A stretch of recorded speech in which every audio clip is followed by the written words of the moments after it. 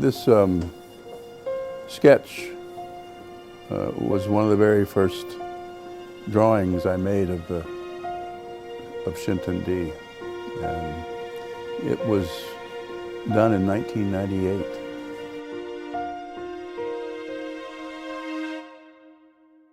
My name is Benjamin Wood. I'm an American. I came to China 22 years ago, 1998. I'm an architect at the invitation of Vincent Lo, who asked me to consider working on what is now known as Xintiandi. I did learn in the first week I was working on Xintiandi that it was a very important site. It was a building where the first Congress of the Communist Party was held in 1921. And so I felt a huge sense of responsibility. Even though I can imagine the future, I can't imagine the future without understanding the past. So learning as much about the history was my way of showing respect to the people that had lived there.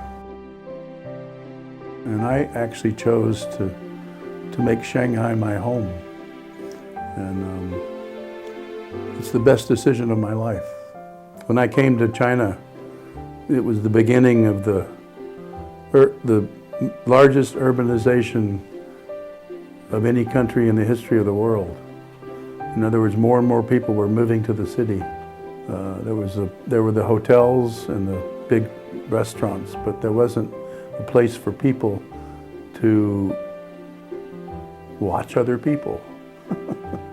So I created Xintiandi so that the average ordinary person who lived in Shanghai or visited Shanghai could go to a place that felt both romantic and inviting, and you could sit and watch the world go by.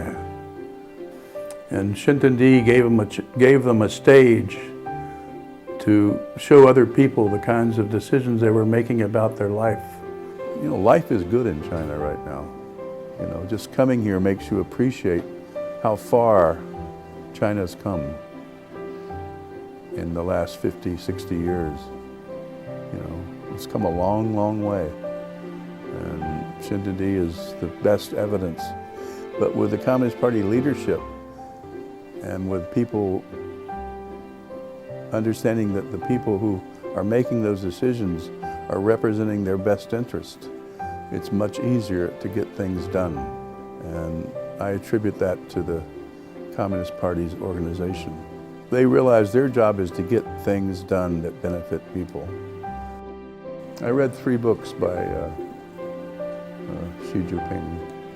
The first book I found to be fascinating because when he was in a very poor province, and I think he learned what it meant to be poor. And I think that's when he decided that he was going to someday help as many people, lift as many people out of poverty as he could. The other 2 books on how to give people a better life, those books played a big role in furthering my education about what it means to be Chinese. People learn from the history of China in the last 100 years is if you do something you truly believe in, it will come true. I love Shanghai. 好了，我会去上海。